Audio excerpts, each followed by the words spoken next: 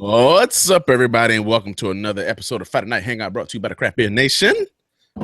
Tonight, I have this is my first hangout in 2 weeks because last week I was at the Great American Beer Festival, and I'll tell you more about that later on. But before that, I lost it. Okay. So yeah, before we get in depth in the show, before we go the distance, please be sure to check out our podcast Pint Session. It's funny sometimes. Sometimes it's not. Sometimes it's about beer. Sometimes about serious stuff. Conversation. It's entertaining, to say the least, right? So be sure to check out our Pints and Quarts shows. Be sure to, which is our industry interviews. We got a lot of fun people lined up on deck. So it's about to be on and popping in about a couple of weeks. So make sure you do that. Subscribe to the YouTube, the podcast, the YouTube, all that shit, son. So yeah, Pints and Quarts and also Pint Session. And without further ado, this is your Friday Night Hangout brought to you by Craft Beer Nation. Tonight, it's just the four of us at the moment. We may have some more people joining us later on. So yeah. Motley crew here. Freddie, how you doing, bud? I'm doing good, man. How you doing? Oh, you know, Freddie, I got a boil on my ass. I got bunions on my feet, but you know what? It could be worse. It's a regular old day. Yeah. James? How you doing? Oh, James, you know, I got a boil on my ass, got bunions on my feet, but you know, it could be worse. Jeffrey, how are you doing? What's up, kids? I'm so old. I don't count them bunions or boils or pimples or scabs no more, man. It's all part of living, bro. He's like, got boils on boils on boils on boils. Exactly. He got like boils. Got boils. He got 3-story boils. It's levels to his shit. All right, guys. It's been an interesting week. Like I said, first week back at work. I guess before we get started, James wanted to hear about GABF. So I'll say let's start out talking about that real quick. It was my first GABF.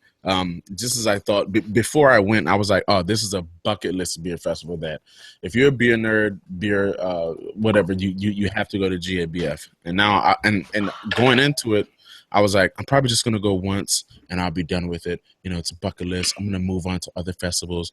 But then after having gone, I'm like, I think I might make it an annual thing because it's dope.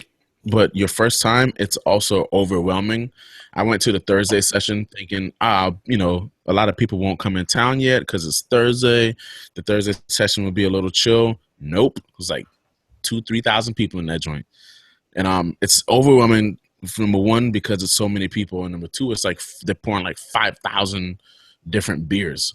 So it's like, how do you decide what to drink? Well, I made it a point to not drink any locals if possible and not drink any beers that have distribution footprint where I live, right? If I can get it, I'm not going to drink it at GABF. I'm not going all the way to Denver to drink beer. I can get back home, right?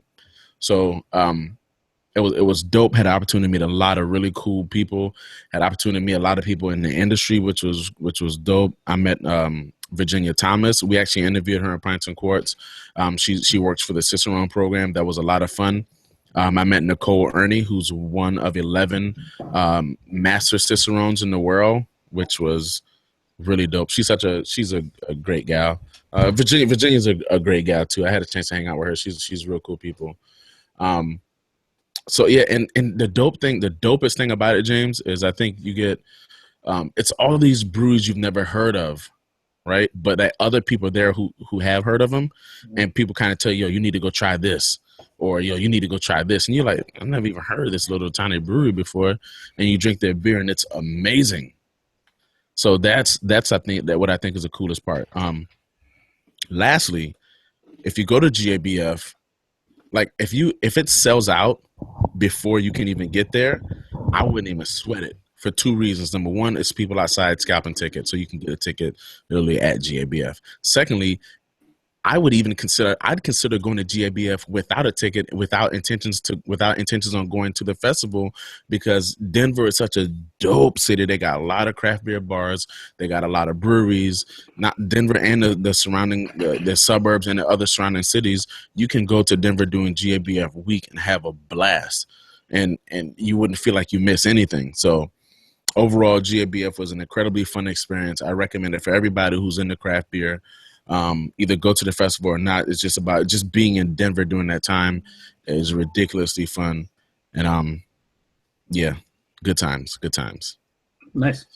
So can you remember the three coolest beers from breweries that you I cannot. hadn't heard of before? I cannot. I drink too much. We actually, I asked him the same thing during a pint session. If you can name So you didn't take no notes or nothing, huh? No, it's dude. If you go there with the intentions on taking notes and trying to remember every beer you had, you're not going to enjoy yourself. Yeah, you're not going to enjoy yourself because yeah, I'll just leave it. I mean, maybe next year I'll just take a picture of every beer that I had. That's what I was going to say. But basically, the stuff that blew you away, you kind of went into it with the attitude, I'm probably never going to see this again, other than that GABF, or if I happen to be in Newton, Iowa. No doubt about it, because Lost Abbey was pouring Cable Car. Yeah. Lost Abbey was pouring Churchill's Finest Hour. There's another brewery there that had like a chocolate bourbon barrel barley wine that was ridiculous. A couple of, there's a bunch of awesome barrel aged beers. I mean, it just runs the whole gambit. I mean, there's people that were dope English IPAs. Like, who brews a dope English IPA? Well, somebody in the country doing it, and some brewery you never heard of.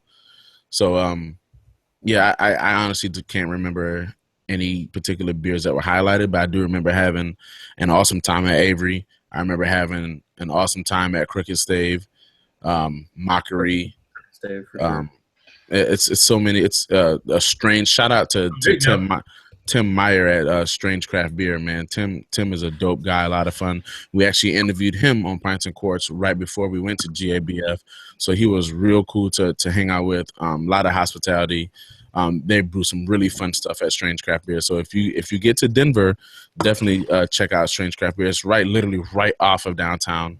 Not difficult to get to at all. So GABF gets 2 thumbs up, 5 CBN caps, all that stuff from me. Go if you haven't been, and just go with the intentions of having a good time. Don't try to remember everything you had. Just go and enjoy yourself, and the experience itself will be worth it. So that said, Freddie, what are you drinking tonight, sir? What up? This is representing the answer. I see. Yeah, man. This is. I got this actually in the mail today. Put it in the fridge. And with my intentions of having this, and I'm so happy I cracked this open. This is a collaboration between Great Notion out of Portland, Oregon, and Block 15 out of Corvallis, home to I don't know how I want to word this, but she used to be here all the time. Linda Dean. Yeah, Corvallis. Yeah, man, wherever you are, salute. Yeah. This is their Peach Punch. Mm-hmm. Pretty cool looking can. Great Notion, if you guys don't know about them. They're brewing ridiculous beers. I haven't had much from Block 15, but I've heard a few of their beers are really good. But this right here, dude, I'm going to show you the color first and the consistency of this thing. Wow, bananas, dude. That's like sick. It literally looks like peach puree. Yeah. It's like in off camera, like in person, it's like this very it looks super heavy, like nectar. On the nose though, it's just you have like light wisps of like citrus, like very zesty citrus, but this is just all like stone fruit, like just huge stone fruit throughout, man, just filling the air. As soon as it's just a beautiful aroma. The body, it's creamy. What hops are going to give you stone fruit of that magnitude? Oh man, I don't know. I can't. Huge peach in there too, man. Oh my goodness, like just ridiculous. Like it tastes like this, like a ripe peach, and you get it's like a little bit of apricot, peach, and again, like it's super. For an IPA, it's super full bodied, so it's just heavy on your palate. It just sticks there. The flavors are just there. Like 2 minutes after you drink, you're still getting that peach. You're still getting that apricot and stuff. It's just amazing, man. This beer is super, super good, guys. It looks amazing, and it sounds like it's appropriately named. If I was reviewing this, man, this would be damn hard to say not 5 caps. I mean, it's just sweet enough too. It's not like cloying or anything. This was super well brewed. So you don't know what hops are used in that? That doesn't really say. No, actually, I try to look up some information there, but I didn't find anything on there. I know that one hop that one of those New Zealand hops. It's got a lot of kind of stone fruit characters. That Rakau. That beer is like a lot of apple, pear, plums, prunes. Yeah, it's definitely. I just looked it up, and there are a few of them that mention. Okay, yeah, Rakau. Yeah. There's one called First Gold, which I've never had. Chilean, Chel. I'm sorry, Yep. Chilean, Chelan, never had. There's one called Bitter Gold, which I've never had. Summer, I've had Summer before. I think Aslan brewed with Summer once, and there's a Wa'iti, which so those are they're all in part like citrus, tropical fruit, stone fruit. They're all along the lines of being fruity hops. Yeah.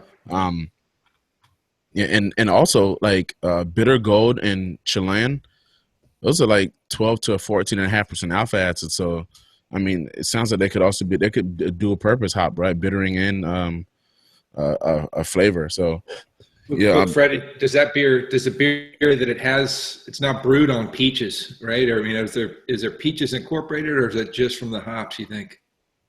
This is there's I wish they had more description on here. There's really no description. Yeah. Yeah, so oh yeah, look at that. There you go. Oh, so I actually, you know what? In the small writing, it gives you tons of information. So it is. I got the apricot. Reading is fundamental. Yeah. Yeah, but it's not for me. Yeah. I left. I quit school. Third grade. I had enough of reading. He dropped out of school because he don't play. And they had recess. Yeah. I was like, I'm good. So this is it's in fermentation that's laid on apricot and peaches. Okay. A dry hop with Galaxy and Mosaic. Okay. Wow, none of the 5 that I named. Yeah. Yep. But I guess that's why I get the stone fruit and the peach, obviously, but I mean, they did a really good job with this, man. Really, like, I'm blown away. This thing is money. Yeah.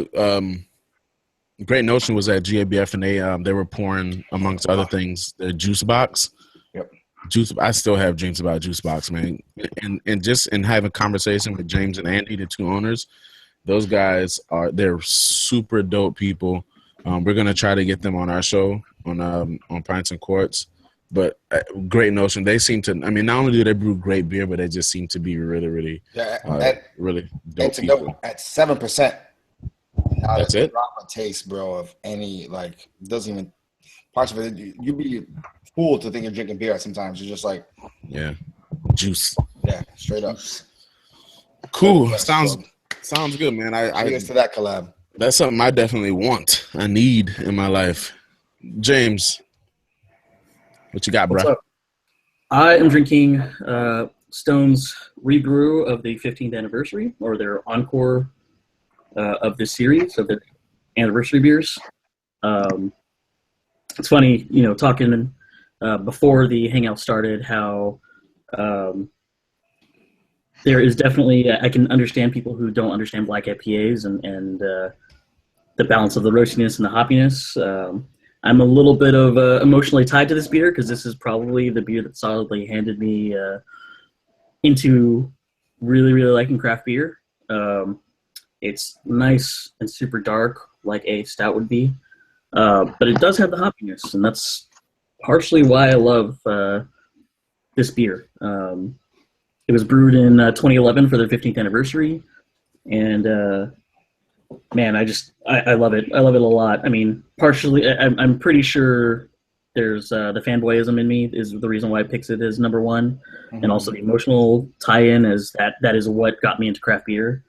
But in my opinion, it is probably the best black IPA example for what I like, and it's still to this day number one, my favorite beer of all time. So enjoying it. I just wish they wait. Hold on, pump the brakes. Your favorite beer of all time is a black IPA? Yeah. Wow. And that's why I say I fully admit that it's the emotional part of it, tie in from the a little bit of nostalgia. Yeah. I just wish it wasn't available only in the mixed 4-pack. one of the 4 anniversaries that they're doing an encore of, and I would buy bottles upon bottles of this if I could. But it's bomber, right? Not a 12 ounce. Correct. Yeah, okay. It's a 4-pack bomber or 4 bomber pack. Well, as much, I mean, you apparently know a lot of people over at Stone. I mean, as much name dropping as you do, you can probably talk them into. Well, I will say one of the ones I name dropped is no longer there. I mean, Midsteel, unfortunately. Yeah, and I can teach you how to do the grocery store 4-pack rearrange, man. I do that shit all the time, man. You know, I'm thinking about doing that, honestly. Thinking about going to Costco because it's a little cheaper there, and I'm thinking about doing a little citron. Yeah, you're just reading the fine print, you know. So you got to look at the bottles real closely, and they accidentally get placed back in the wrong holder, you know. Yep. Speaking of Stone's laying off 5%. Well, they have laid off 5% of their workforce to keep up with their I guess their sales have been slowing, but to offset I guess aggressive expansion. Exactly. Essentially, that's what I think. They mentioned something that James was going on a diet or something, right? And they had to lay off like 5% of their workforce. They had enough enjoy buy for me to buy cases of. Yeah, Chris, what's up, man? Hey guys, how are you? What's going on? Doing well. How are you? Yeah, good. Thanks for including me. It's just after lunchtime down here in the bottom of the earth, a little place called Tasmania underneath Australia. All right. So, I'm actually on a recovery beer while you guys are starting your night. A couple too many homebrewed Citra Pale Ales for me last night. Hey, it's all good. It's all good. There's no such thing as too many, man. Yeah. It felt like too many when I rolled out of bed this morning. I'm on I don't know, look, you guys probably have never heard of these guys called Little Creatures in Western Australia. A crew that I used to work for. So this is probably one of their more famous beers. It's actually a mid-strength craft beer. So you sort of got caramel, malt, toffee, backbone. It's a hybrid English-American ale. So caramel, malt, toffee with a really sort of light citrus over the top, brewed with East Kent Golding hops in there. For being that I'm a bit of a home brewer, this is kind of like one of those beers that every home brewer tries to imitate, and it's really bloody hard. I think they do a little bit of trickiness in the brew that a lot of people don't know about, but I don't know if you can see the colour might not do it justice. It's quite dark. It doesn't taste dark, and it's bloody delicious. So cheers.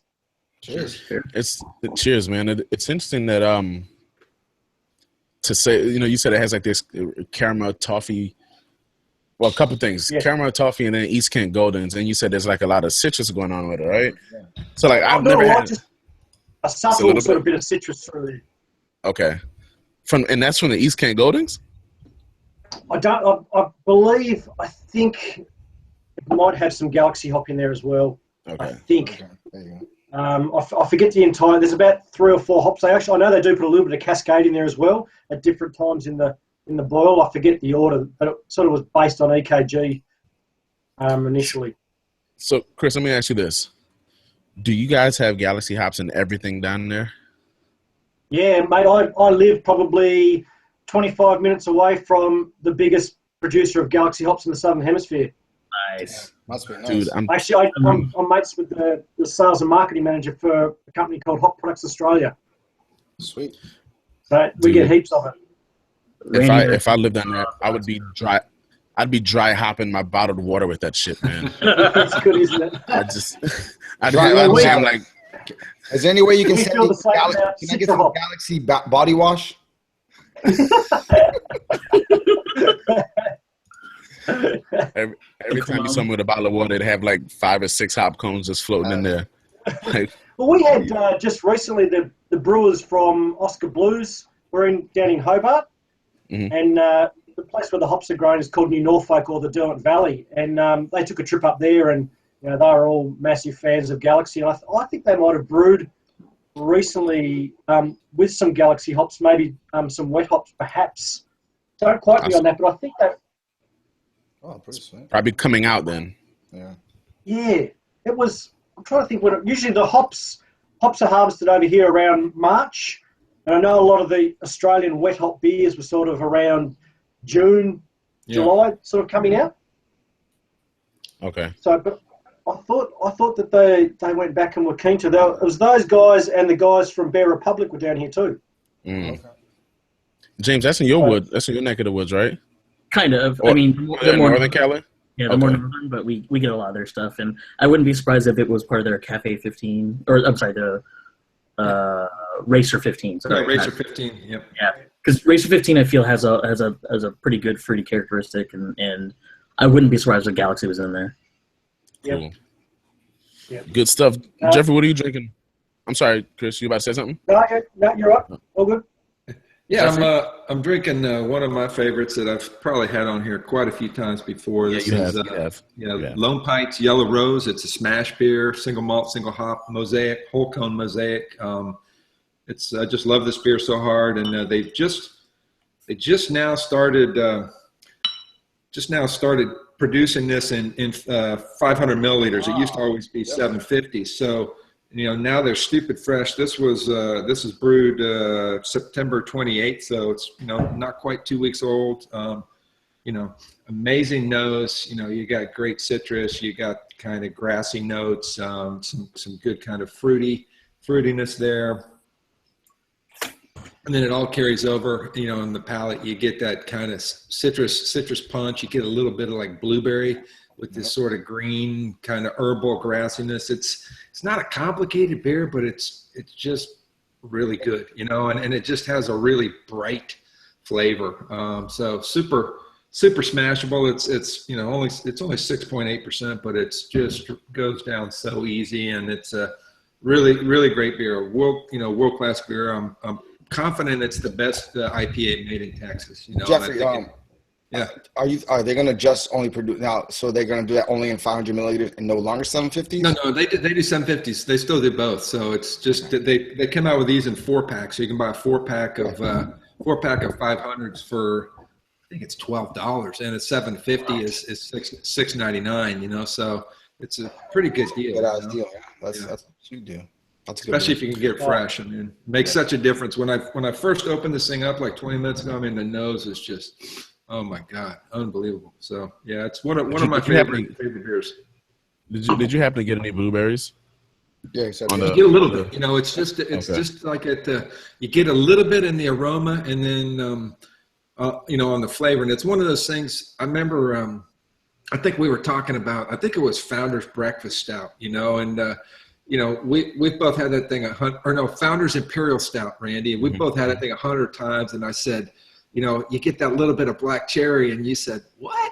And then you tasted it, and you're like, oh yeah, so it's one of those kind of things you don't really, it's not something you're going to pick this up blind and say, oh yeah, blueberries, but right. if you kind of know that that's there, you do pick it up a little bit. Now, let me ask you. I've had a couple of beers from Mosaic that give that great essence for sure. What do you guys like? So Chris was talking earlier about wet hot beers, right? Do y'all seriously notice any big difference between wet hot beers and non-wet hot beer? I think so. I think you get a lot more of the alpha acids, and like if you've ever had that Sierra Nevada Estate wet hopped, that's killer. With it's all Southern Hemisphere hops. It's amazing. So when you say you get more, you get the alpha acids. Are you talking about bitterness? Are you talking about get? It's fresher. You get that more of kind of, to me, like the grassier, fresh cut grass with just really fresh bitterness. I wouldn't necessarily associate that with alpha acids, because I don't know if alpha acids is a flavor compound that we can pick up. It's usually you know more about it than me, man. I'm just saying I think they do taste danker, fresher, skunkier. Okay. Anybody else? Freddie, Chris, Jen? I was just wondering about the difference between, say, wet hops and then all this stuff I've been reading recent years about, getting the oils out and extracting the oils, which gives you the best hop result, wet hop oils. Well, the only beer like I'm aware of, Chris, that's like really popular in the U.S. is this Sierra Nevada's Hop Hunter, where they do the hash oil extract, and it's yes.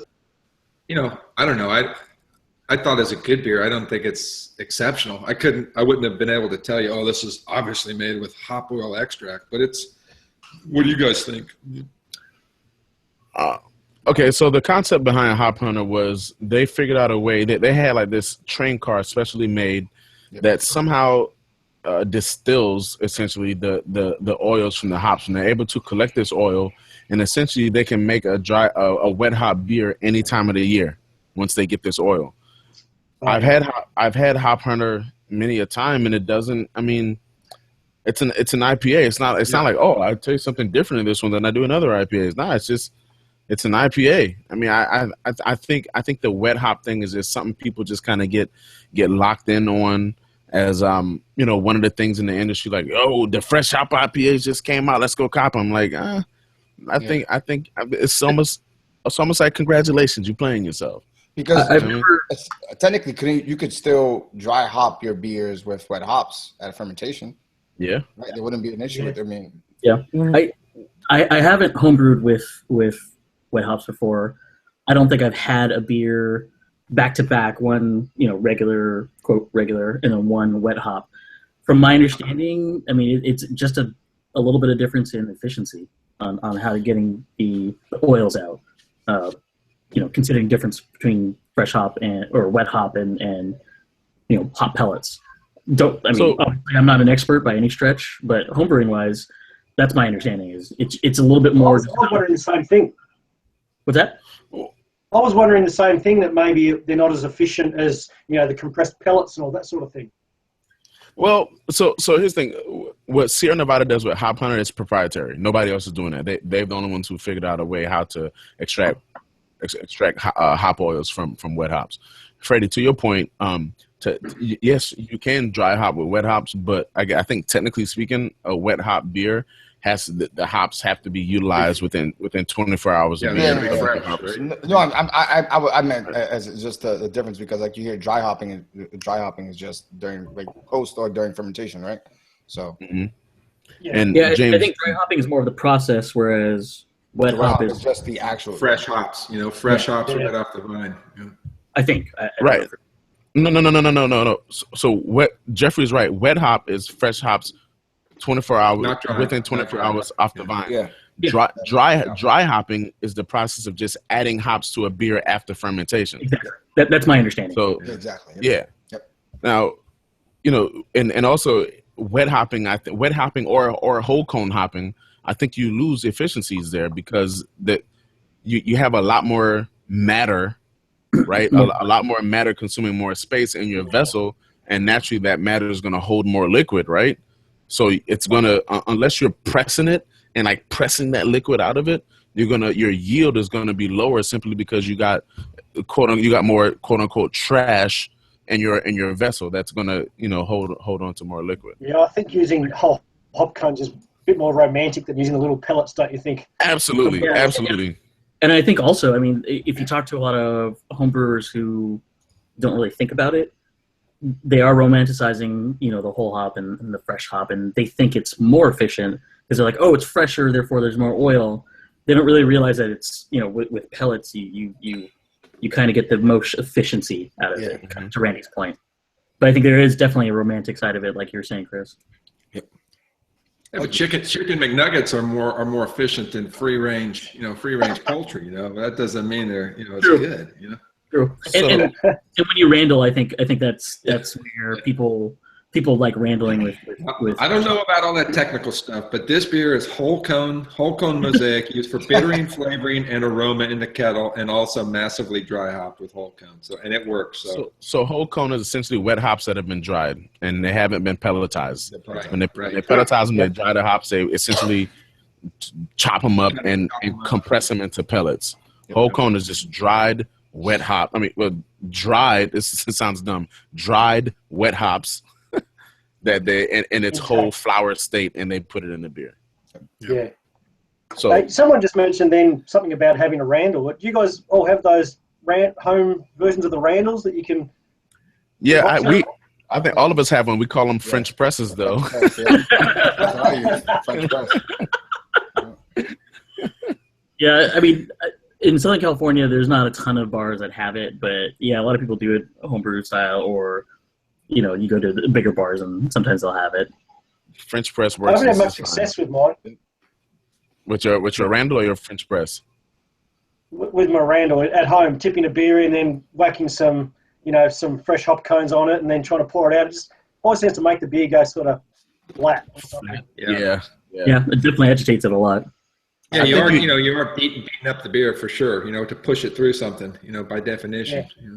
Yeah. You almost guys here do it the best, I think. Yeah, those guys. Yeah. The Answer Brew Pub in Virginia. You want to talk about masters of Randling or Ondling, as they call it. They can transform a beer, like, especially for me, they're stouts. I'm talking about they can take, and I know James is a big Stone guy, but I for a fact I know they used I want to say it was 2000, must have been 2015. Actually, could have been 16. They're Russian Imperial Stout, or Imperial Russian Stout, and they Randled it through all types of stuff. Like I think it was like coconut and maple syrup and coffee. And I don't know what techniques they used, but that thing jumped up like 2 levels in body. It was like oil and just packed with this, like just fresh coffee and like coconut. It was just maples. It was just delicious. It becomes a completely different beer. Yeah, it was incredible. Like a different product. But don't you guys think, like as Freddie said, that Randling works best for imperial stouts, imperial porters, big dark beers that have a lot of body and can kind of stand up to that kind of abuse? Yeah. No, I disagree because I think it depends on what you're using. Because I mean, you can get a Berliner and Randle it with passion fruit and mangoes and peaches. You know what I'm saying? It depends on. Go ahead, James.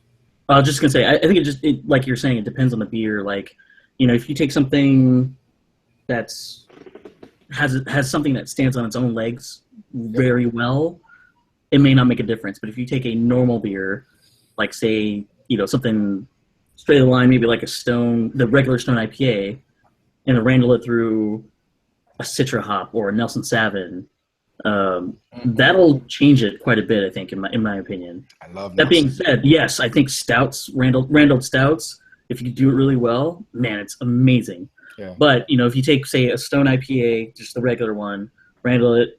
If you take the Enjoy By and Randle it, the Enjoy By is not going to change all that much to me, but I think the regular Stone IPA will change it quite a bit. So I think it just depends on what beer you're using as your quote base. At least, how jealous I am. How jealous I am to hear you guys talk about these Stone Enjoy By IPAs that will never ever make it to my country by the day. By the day. You never know. If stuff decides to expand more than they can, they might try to do New Zealand or Australia. You never know. They did do some work with a Western Australian brewery at one stage, a few years back, I believe. Yeah, Chris gets You know how jealous we are to hear you talking about surfing ship sterns, which we'll never get to do. So my beach house is probably about half an hour from ship sterns. Oh, although really? I've never surfed because I'm not a surfer. Okay. You're still here, man. Yeah, you're in one piece. So yeah.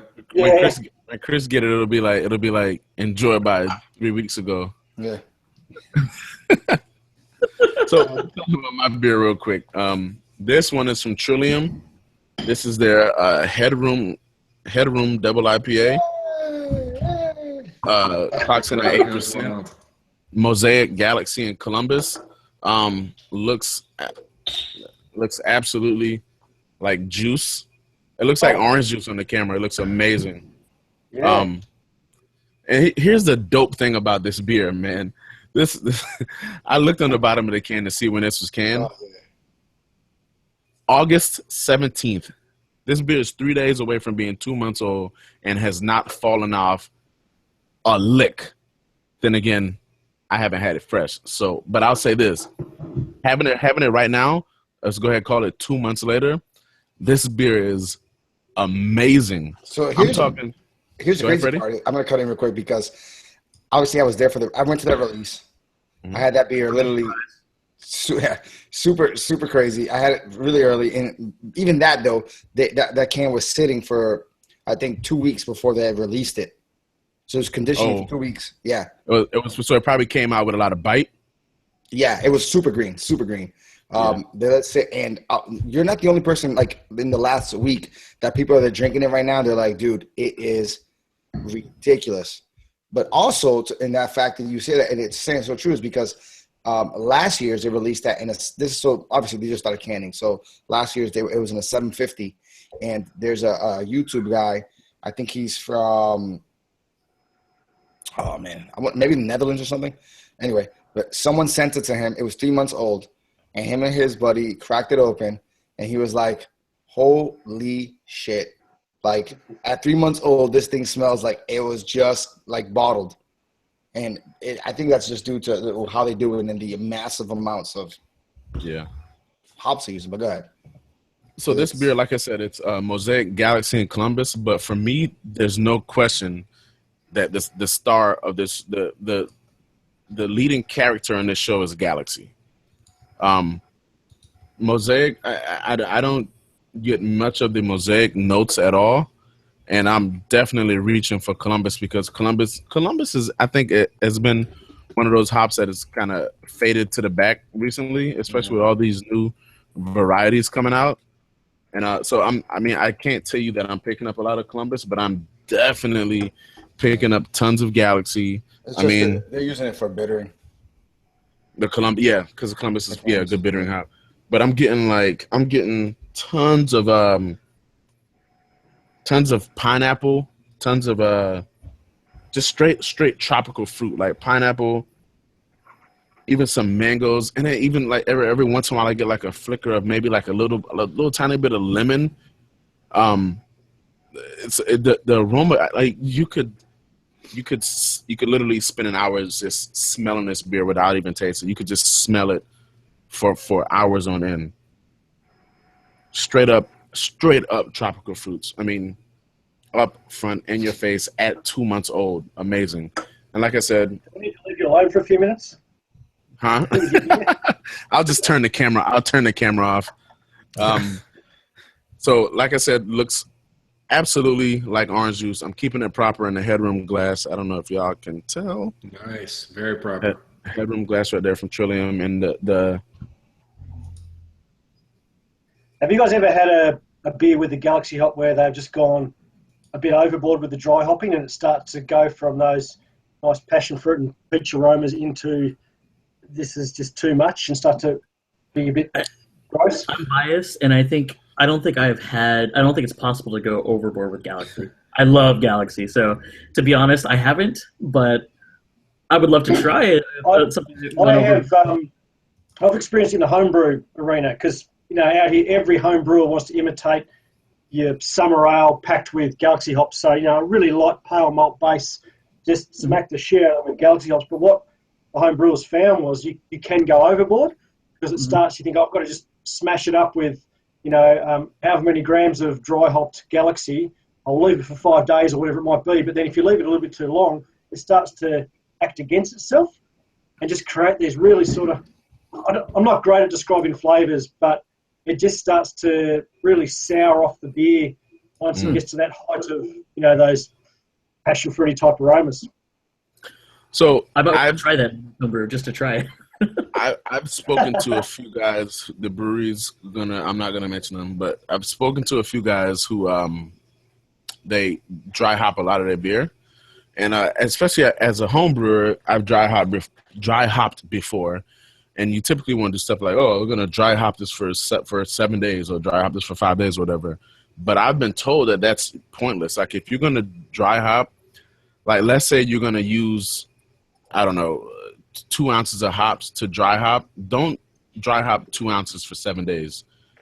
Dry hop 1 ounce for 3 or 4 days, pull them off, and then dry hop the other ounce for 3 or 4 days and then pull it off because once you leave those hops in there, then that's when you start coming up. Right, exactly. So that's probably what happened with the beer that you're talking about, Chris.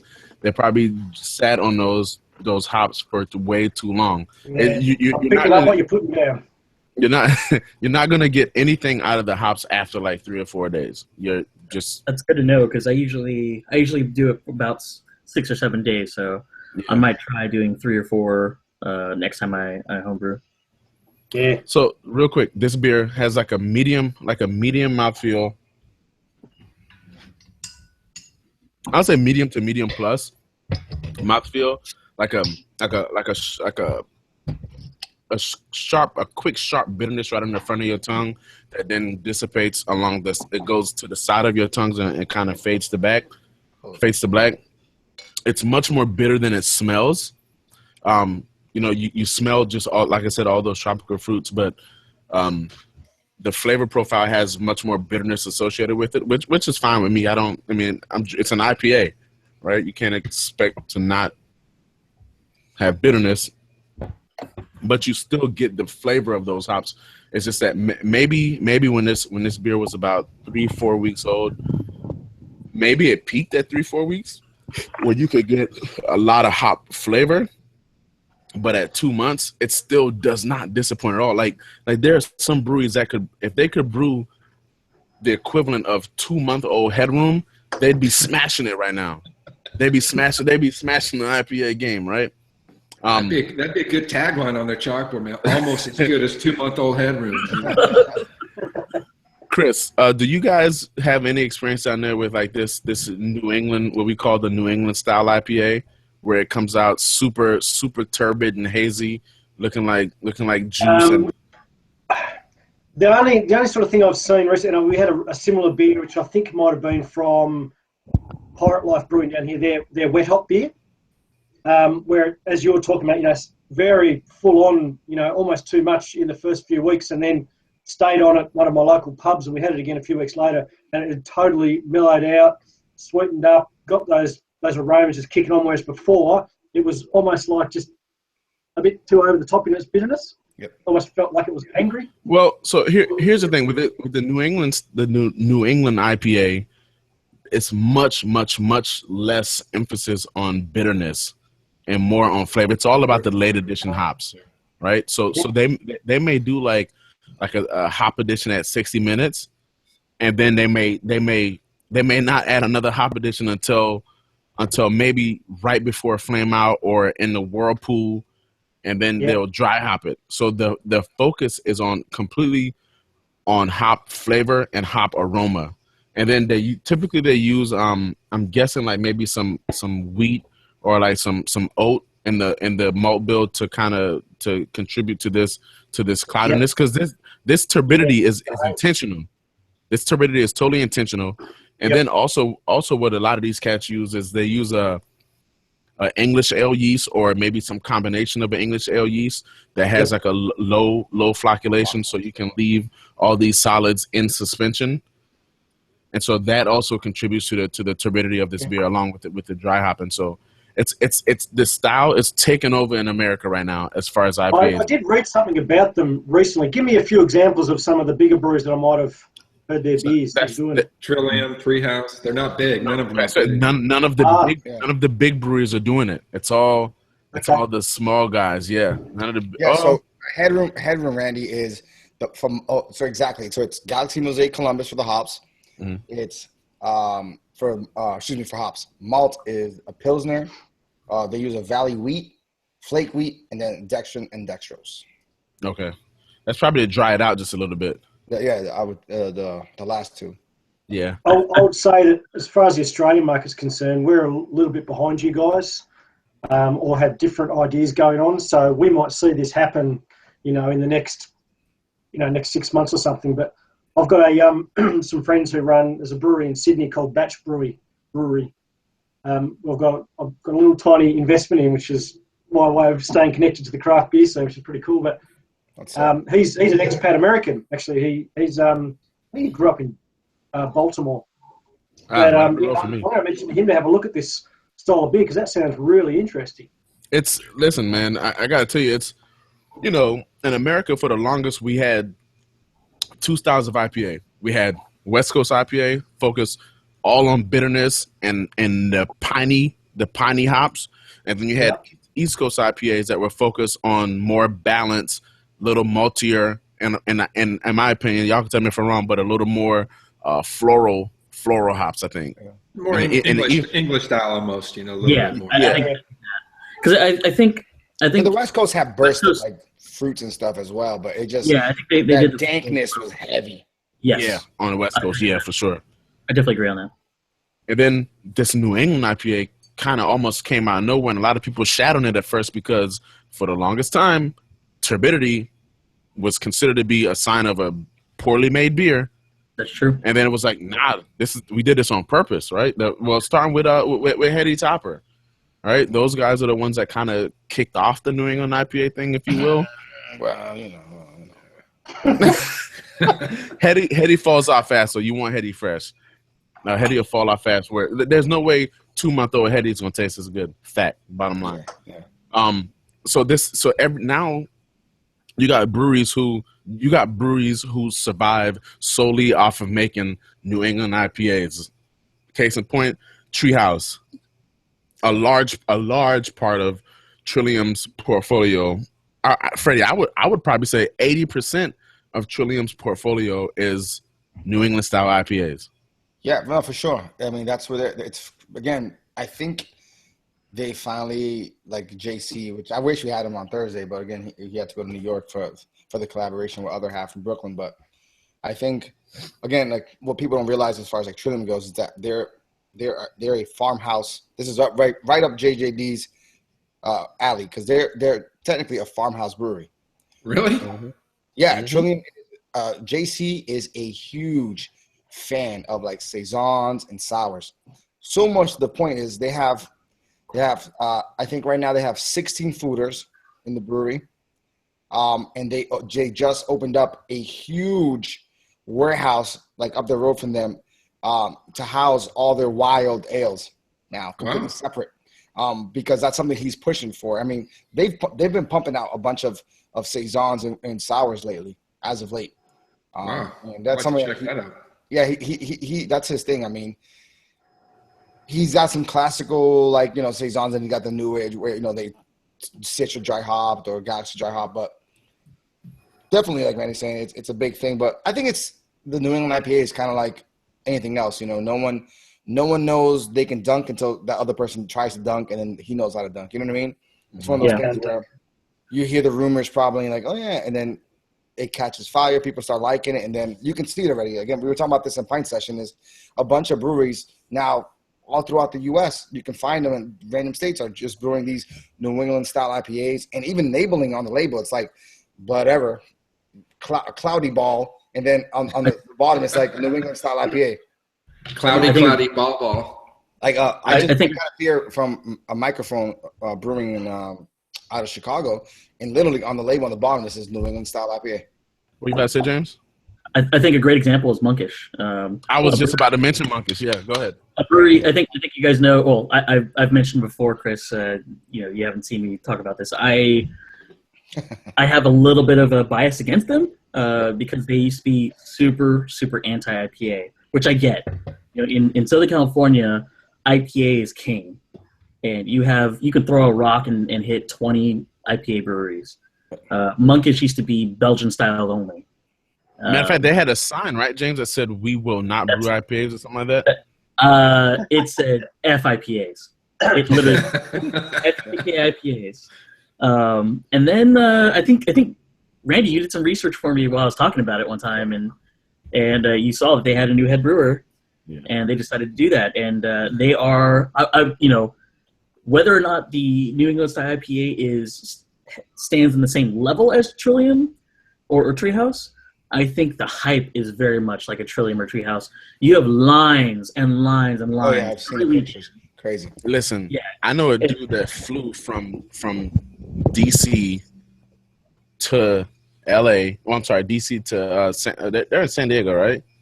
No, they're in Torrance. They're right next to me in like Smog City. Okay. Some of those breweries. Dude flew out there for a Monkish release.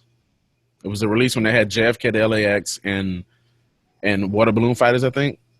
Mm-hmm. Yep. That's what cats are doing for Monkish beers. Yeah, and one of these days I want to get some, or I want to go, and even though I hate lines, I want to get some for you guys, so you guys can I can send it to you guys. and so I could try myself. Even though, again, I have a bias against him, I need to keep an open mind again on him. But one thing I do have to say, I said it last week. I think Jeffrey remembers. A style that I was, I think it's just starting out, and Noble Ale Works is trying to make happen, is something called Southwest style IPA.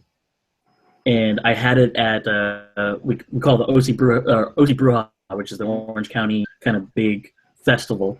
And they took the New England style IPA and the West Coast style IPA and probably did the best kind of mashup possible.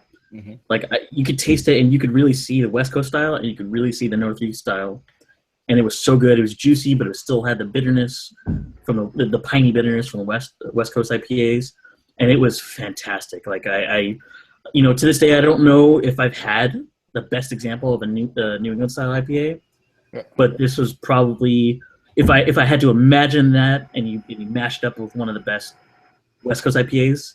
It was exciting and good to me because, I do appreciate where New England style IPAs are coming from because I do like that juicy kind of flavor, but I still have the Southern California purity of West Coast style. So James, I tell you what, man, good when Aslan, so they're gonna go from they're getting a bigger system and then they're gonna move to 750s and 500s. Mm-hmm. When they do that, I'll make it a point to hook you up. It's kind of hard now because on their IPAs are limited. They don't only crowlers, and it's only 2. You can only get 2 crowlers per IPA. Yeah. Right. So when they switch their formats, I promise you, I will definitely reach out and send you some. I was just telling them about what Noble Ale Works calls Southwest style IPA. They don't Southwest. They call it South. They're trying to make that happen. I don't know if that's going to stick or not. But I'm telling you, we took a New England style IPA, and again, I haven't had probably the best example, but from what I can understand about New England style IPAs, and you took a West Coast IPA and mashed them up, this is what it tasted like. And honestly, my mind was blown. It was called the Rio, I think it was called the Rio Grand Slam, is what it was called. They're reaching. Yeah, I'm sorry. No, they're reaching, but I have to say, if this style takes off, because it is distinctly different than a West Coast, and it's distinctly different than a New England. Anyways, they said that they did this as kind of like a pilot, and if they start doing growler fills, because they only had it as regular pints. I want to grab 2 growlers for you and Freddie, just so you guys can try, and you guys can either tell me I'm full of shit, or you can be like, okay, that's a decent fusion, because I feel like it's a good fusion. If you took a great example of a New England, and you took a great. Randy's going to tell you you're full of shit before you even mail it. But anyway, no doubt. He's gonna be like, it's not Aslan, it's not freaking. I'm thinking Southwest style. It should be cheap, but I don't have a reserved seat. I mean, or like spicy, right? Yeah. Anybody move on the beer? Down the sound then. What's that, Chris? If I just turned down the sound then as watching James, it would have looked like the film clip to Pineapple Pen, where he was. I got a Southwest and I got a New England and the West Coast and the East Coast and the Midwest. Somebody will come up with a Pacific Northwest IPA soon. An Alaskan IPA. It's gonna get overboard. It's like a South Florida IPA. I moved on to my next one, man, and change of pace. This is out of I don't even know it. Hold on before I jack this up. Well, it doesn't really matter. They're from Oakland Park, wherever Oakland Park is. This is Funky Buddha. This is their first. They're from West Palm Beach, Florida. Yeah. So this is their double, which I guess it's a double brown ale, and this is cinnamon and maple syrup added. Obviously, hence the name French toast. Freddie. Yo. Brown ales are boring as fuck unless you put cinnamon and brown sugar in it. That's something like. You got to dibble and dabble and. But I mean, it literally. This is one of the cases where, and I like Funky Buddha for this, because a lot of the times they try these crazy little beers, and they actually, I mean, Funky Buddha is really good. Like, let's just put that out there. It's not they miss a lot of their times. I've had some beers which better than others, but they're usually really good beers. Excuse me.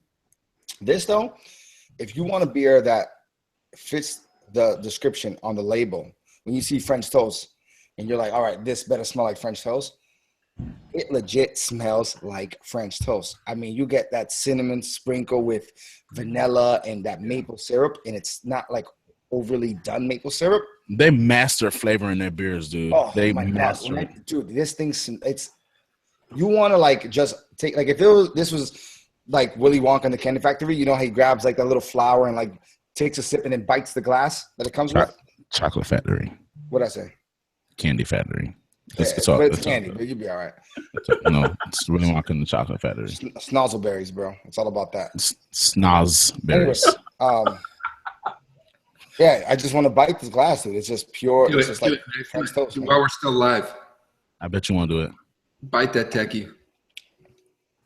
You better watch your dirty mouth. No, dude, but this, it's money, man. It's literally, it's French toast, and it's not overly sweet. It's just like the flavors are kind of well together. I'm with you. You know, I'm with you guys. It's a great brewery, and they do try pretty hard in different directions. Some, not all of them work, but some of them work really well. So that's better than the Rice Krispie treat ones, right? Oh Yeah, the Rice Which Krispie was a little was kind of like forced, kind of bland, yeah. Yeah. But like their Last Snow, their Last Snow's ridiculous. The barrel aged that one version, Snowed In, which is barrel aged. Last Snow's a coconut brown, Freddie, or is it just a coconut ale? That's a coconut porter. That's the best coconut beer I have ever had. I've heard great things about Last Snow and the maple bacon. Snowed In is the bourbon barrel aged Last Snow, which is even stupid. Maple bacon coffee porter is good. Morning Wood is stupid good. Wide Awake in the morning, it's really good from them. I've been trying to convince the head brewer to send me some in California. He started following me on Instagram for some reason. You tell him who you know? Huh? Do you know? No, I don't know him. I'm just saying he started following me, and then so I've been like, oh man, I really like your guys' stuff.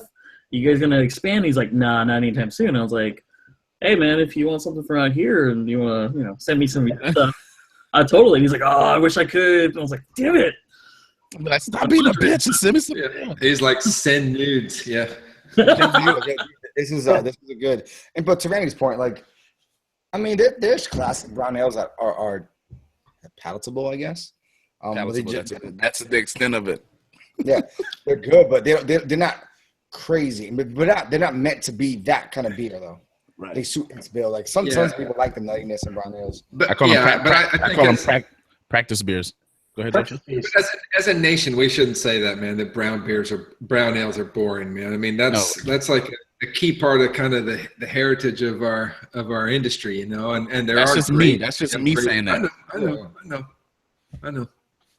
They can't be that difficult to make because you read John Palmer's How to Brew, and the first thing he suggests is to brew a brown ale because it can hide all your mistakes. Yeah, exactly. I brewed a brown ale once, and I went to the homebrew shop to pick up the ingredients. So I had my recipe built out, and I was like, I think I'll put some of this in it, and my brown ale quickly turned into a porter. And I was like, I tried. James, you still brown ale. Yeah. James, you're still on your because you were working on a bomber, right? Yeah, and it's a good 10.8. So I'm on my second. So I'm on the brewery Mischief. The most affordable exactly. Of all the brewery beers.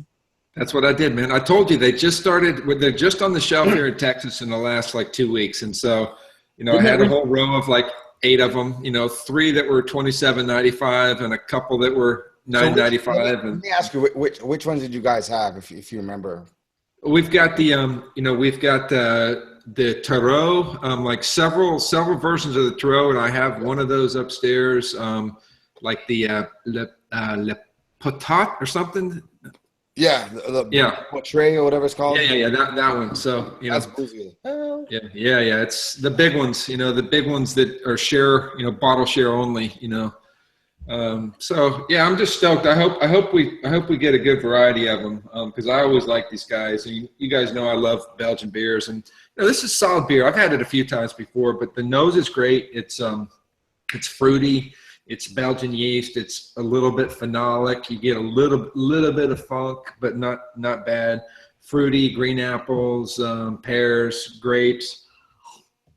The flavor to me is it's a little bit of a disappointment after the nose, because the nose is really kind of sumptuous, and the flavor it's good, but it's just like a dry biscuit malt. You don't get a lot of that fruit carries forward into the flavor a little bit, but not a lot, and really kind of dry throughout and a dry finish. So, good beer. It's a little bit of a prick tease. I mean, it smells amazing, and then it just kind of doesn't quite taste as good as it smelled, but it's still a good beer. Wow. Sorry, man. So, Goodness. So two things on that. If there's something that you don't get, Jeffrey, out there that you want, let me know, because Chocolate rain. Well, things that I can actually get.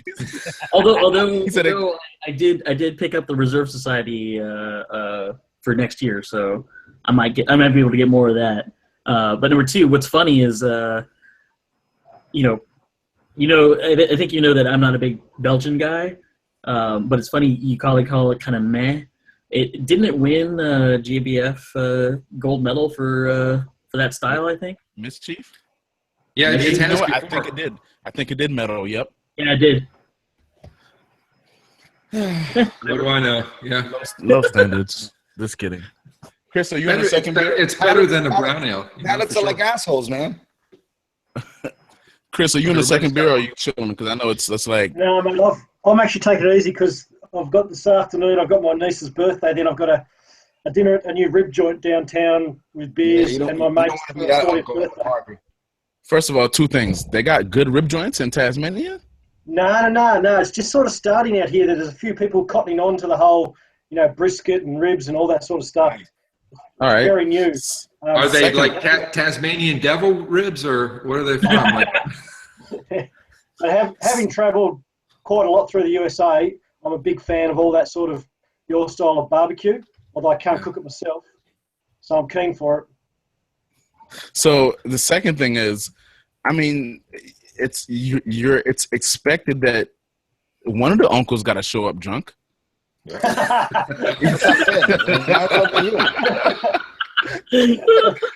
as well be you, man.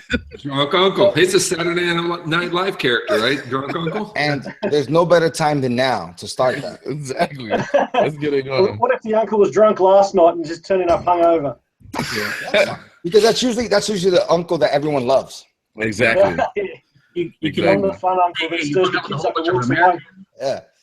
Who brings the flask? You got a whole bunch of Americans, and you're the American uncle now, the drunk one. All right, so real quick, before we jump off, I'm going to talk about my second beer. Since we were talking Crooked Stave and I got on a Crooked Stave hat, I decided I'd go to Crooked Stave beer. This is their VA Reserva. Solid. I don't know how to say this next part because my Latin is weak, but it looks like Prunus armeniaca. Armenian. That's Latin. That's Latin for hemorrhoid. It's a golden sour ale, aged in oak barrels with apricots, and so I'm going triple paraphernalia with the hat, with the beer, and also with the glass. I just picked that up at Crooked Stave. Nice. And I don't know if you saw, but Jeffrey has a Crooked Stave shirt on. He doesn't. I got the glass too, but friggin' Doug Nolan took it from me, man. So I'll say this. I'll say that damn Doug Nolan shit. that guy. I'm reaching for apricots here. I mean, it's like a flash of apricot at the very front, and then gone. Apricot has left the building. Like it's a flash, a very bright flash at the front, and then it strictly disappears. Strictly, you get it. It's gone, and then it gives way to straight sour ale, aged in oak barrels. Yep. It's a good beer. I'm biased. I love Crooked Stave. I think they make great sours. I drink it again. Every time I go to Denver, I'm going to go to Crooked Stave. That's a given. I'd buy this again, but I don't get it. I wish they would put more apricots in it. Yeah.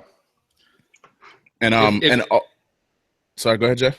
No, I was just going to say, if it's on the label, you kind of want it there, and so if they're pimping that, at least show up. Yeah, and you guys know how I feel about.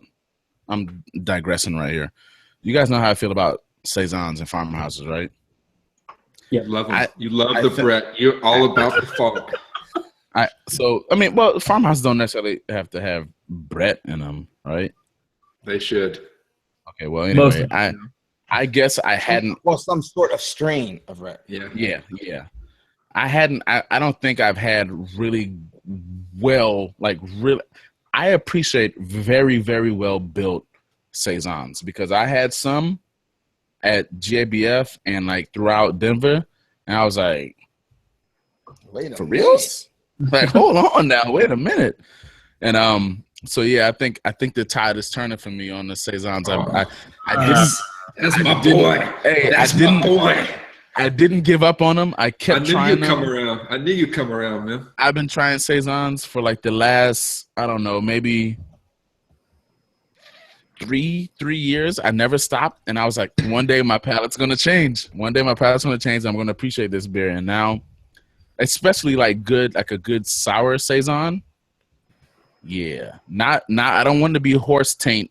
No, funky. You gotta lick the taint, man. Lick the taint. And I don't want it to be. I don't want it to be John Wayne's riding across the homestead ass funky. Oh, yeah. But not Clint Eastwood on Mr. Ed. Not Clint Eastwood on Mr. Ed and licking under the saddle blanket. I'm good without that. But you'll get there. Baby steps. I don't want to get there. That's the thing, Jeffrey. I don't want to get to the point where I appreciate that. Right? Hey, Chris, are sours and saisons popular in Tasmania? Yeah, absolutely. Okay. Yeah, a lot of people putting them out as their special releases and those sorts of things now. Nice. Yeah, really, that's awesome. Some really good sort of barrel aging sour programs popping up in. There's one at White Rabbit down in Geelong in Victoria is good, and then some others across the country where they're starting to create facilities purely to do all this sort of cool stuff. Nice. I've got a friend who's runs a brewery in Tasmania, and he's working on some of these kinds of things. In fact, when I was sitting poolside last week listening to you guys talk about Jester King, poolside, I like that. My friend runs a company called Van Diemen Brewing, and so he's got a huge farm, and he's looking to do things like what Jester King are up to, and those kinds of beers where I think you leave the beer out in big pans and let all the natural cool ship. Yeah, that's the one. He's putting one of those in, and he's harvesting his own hops and nice. and wet everything, all that sort of stuff. Basically, he's got a bit of a brewery crush on Jester King. So if he comes to the U.S., let me know. I'll take him over to Jester King. We'll go meet Jeff, the head brewer, and if he wants to do that kind of homegrown, organic, from the land type of thing, that's definitely the role model. I'll let you know I've spoken to you guys, and he'd be very impressed with that. He's probably one of the best brewers in my part of the world, I believe. He spent some time in Britain learning how to brew, so a lot of his brews are kind of English-inspired early on, and then now he's sort of changed after about 6 years and sort of going back to the land, if you like, really natural, organic, and that sort of thing, and changing his direction a bit. But, yeah, doing a great job. Right on. Hey, Jeffrey, if I come to the Austin area, I might need you. He's like, can you introduce me to the brewer? We'll do it. If you come to Austin, let's go to Jester King, bro, for sure, man. For sure. Hell yeah. Last question before we get out of here. Yeah. Chris. Yeah. Tasmania sounds like a lot of fun, man. It's cool. Y'all got any black people down there? Yeah, we've got a few. Okay.